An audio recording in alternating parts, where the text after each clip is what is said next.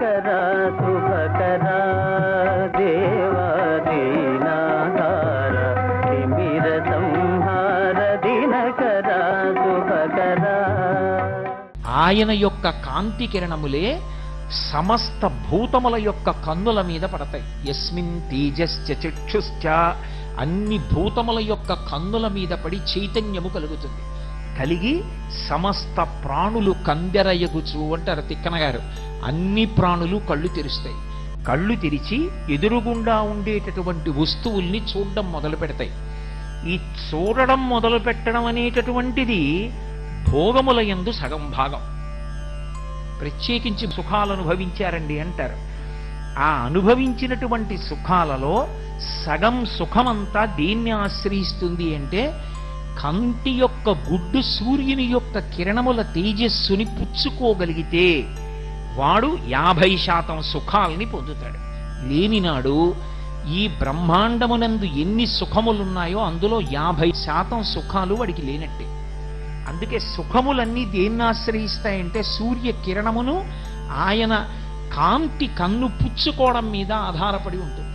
ఎందుకని అంటే మీరు చూడండి, కళ్ళొక్కట్లేవు. భార్యని చూస్తాడా, తల్లిని చూస్తాడా, తండ్రిని చూస్తాడా, కడుపున పుట్టిన బిడ్డల్ని చూస్తాడా, పర్వత శిఖరాలు చూస్తాడా, దేవాలయాన్ని చూస్తాడా, ధ్వజస్తంభాన్ని చూస్తాడా, ఉత్సవమూర్తిని చూస్తాడా, మూల విరాట్ని చూస్తాడా, గురువుగారిని చూస్తాడా, గురువుగారి పాదములు చూస్తాడా? ఏం చూస్తాడు?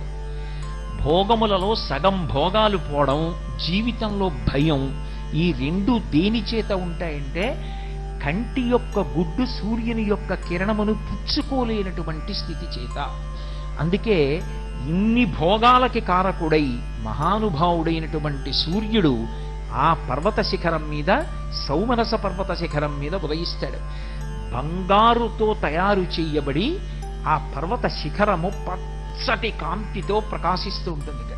ప్రకాశించేటప్పుడు అరుణ కిరణాలతో ఎర్రటి కాంతితో ఆయన ఉదయించినప్పుడు ఆయన కాంతి పడి ఈ బంగారు పర్వత శిఖరము ఆయన యొక్క కాంతి కలిసి ఒక పెద్ద నెగడు, అంటే భోగి మంట వేస్తారే అలాంటి మంట మండుతోందా అన్నట్టుగా ప్రాక్ ఆ దిక్కంతా కూడా ఎర్రబడుతుంది. అదే అరుణోదయము అని పిలుస్తారు. అంత ఎర్రటి కాంతితో ప్రారంభమవుతుంది. ఎవరు ఆ ఎర్రటి కాంతి వంక చూసి నమస్కారం చేస్తారో వాళ్ళకి ఆ రోజు దురితముల యొక్క ఫలితములుగా రావలసినటువంటి దుష్ఫలితములు ఏ ఉంటాయో వాటన్నిటినీ కూడా చీకట్లను ఎలా చిమ్మేస్తాడో అలా చిమ్మేస్తాడు. చిమ్మి పద్మములను వికసనం చేయిస్తాడు. సూర్యకిరణం పడితే పద్మం వికసిస్తుంది. పద్మమునందు ఎవరుంటారంటే లక్ష్మీదేవి ఉంటుంది. లక్ష్మీదేవి యొక్క స్థానములలో ఒకటి పద్మం. ఇంటి తలుపులు తెరిచారనుకోండి, ఇంట్లో ఉన్నాయన బయటికి వస్తాడని గుర్తు. ఇంటి తలుపులు వేసేసాడంటే ఆయన బయటికి రాడు, అందుకు తలుపు వేసుకున్నాడు. ఆయన తలుపులు తీశాడంటే ఆయన బయటికి వస్తాడు, లేదా మీరు లోపలికి వెళ్ళవచ్చు. ఇప్పుడు ఆయనైనా బయటికి వచ్చి మీకు అనుగ్రహిస్తాడు, లేదా మీరైనా వెళ్ళి ఆయన దర్శనం చేసి అనుగ్రహాన్ని పొందొచ్చు. పద్మము వికసనాన్ని పొందింది అంటే లక్ష్మి యొక్క అనుగ్రహము ప్రారంభమైనది అని గుర్తు. లక్ష్మీ కటాక్షమును కల్పింపగలిగిన వాడెవరు అంటే సూర్యనారాయణమూర్తి ఒక్కడే.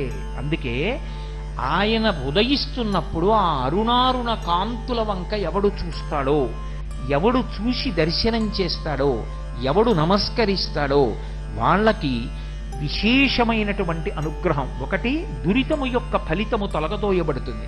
అంటే గత జన్మలలో చేసుకున్న పాపము యొక్క ఫలితము ఇవాళ రావలసి ఉందనుకోండి, అది తొలగిపోవడానికి కారణం ఏది అంటే సూర్యనారాయణమూర్తికి చేసేటటువంటి నమస్కారం. ప్రత్యక్షమైన భగవానుడు, ఎక్కడికి వెళ్ళక్కర్లేదు, మన ఇంట్లో మనం నిలబడి నమస్కారం చేసేయచ్చు.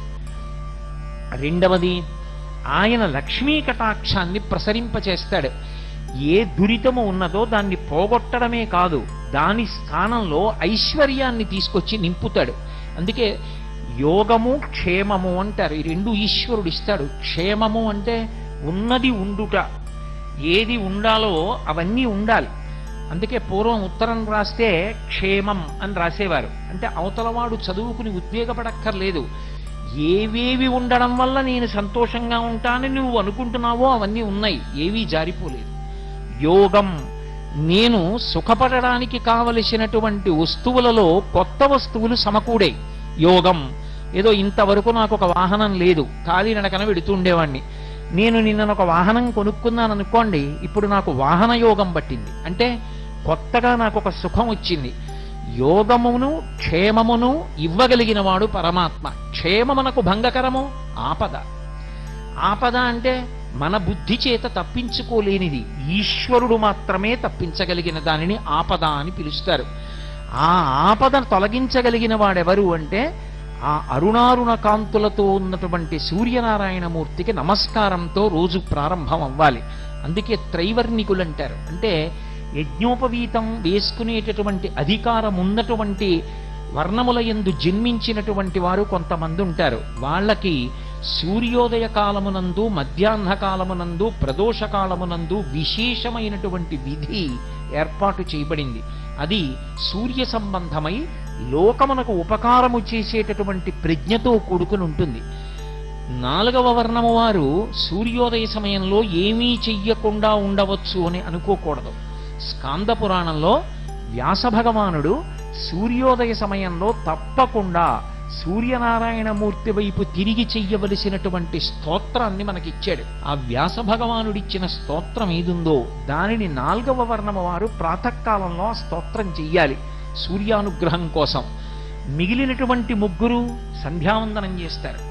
సంధ్యావందనం ఎందుకు చెయ్యాలి అంటే సంధ్యావందనం కేవలం తన యొక్క ఉన్నతి కొరకు మాత్రమే కాదు.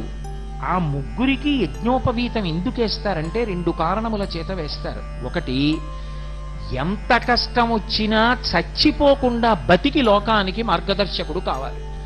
ఎన్ని కష్టాలైనా భరించి నిలబడు, ఏదో ఒకనాటికి నువ్వు అభ్యున్నతిని పొందుతావు.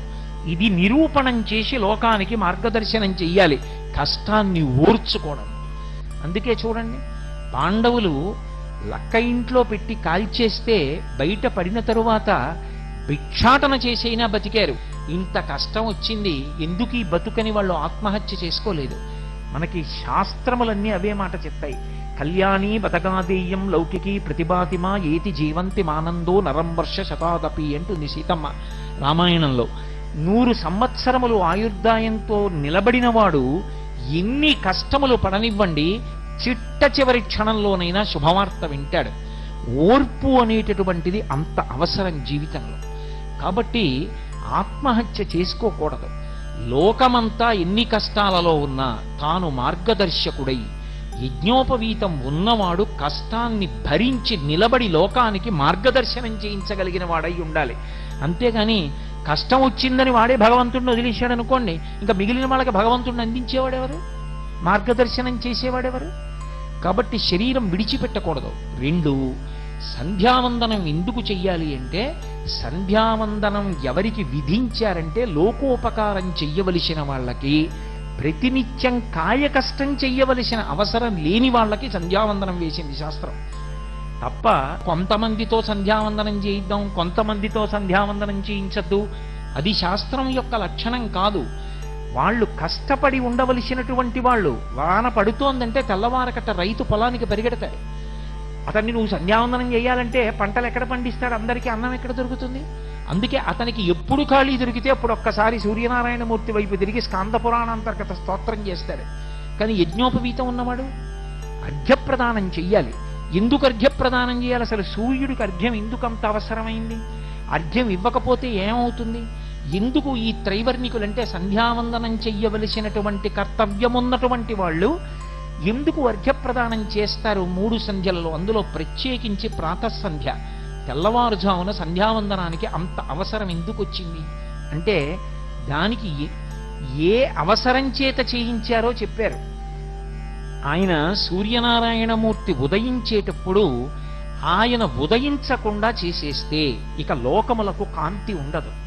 లోకములకు కాంతి లేకపోతే, సూర్యుని యొక్క గమనం లేకపోతే ఆ చీకటి వలన ధర్మము లుప్తమైపోతుంది. సూర్యుడు ఉదయిస్తున్నాడు అంటే కదా ప్రమాణంగా చేసుకుని సంధ్యావందనం, మధ్యాహ్నానికి వచ్చాడంటే కదా మళ్ళీ సంధ్యావందనం, ప్రదోషానికి వెళ్ళాము అంటే కదా మళ్ళీ సంధ్యావందనం. ఇవి లేనప్పుడు సంధ్యావందనం ఎక్కడుంటుంది? లేనప్పుడు ముందు ధర్మం లుప్తమైపోయింది.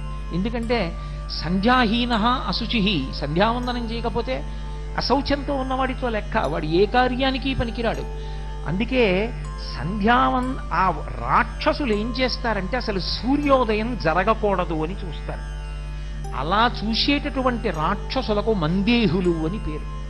ఆ మందేహులన్న రాక్షసులు ఎక్కడుంటారు అంటే లోహిత సముద్రానికి ముందు ఉండేటటువంటి శిశిర పర్వతాన్ని కూడా దాటి, లోహిత సముద్రాన్ని దాటి గరుత్మంతుడుండేటటువంటి కుటశాల్మలి వృక్షం దాటిపోయిన తరువాత సూర్యనారాయణమూర్తి ఉదయం జరుగుతోంది, ఇక ఎర్రకాంతి వస్తుందేమో అనగానే వాళ్ళు ఏం చేస్తారంటే చెట్ల మీదకి ఎక్కి ఆ చెట్లకి తలకిందులుగా వేలాడుతూ ఉగ్రమైన పెద్ద శరీరాల్ని పెంచి సూర్యకిరణములు భూమండలం మీదకి రాకుండా అడ్డుకుంటారు.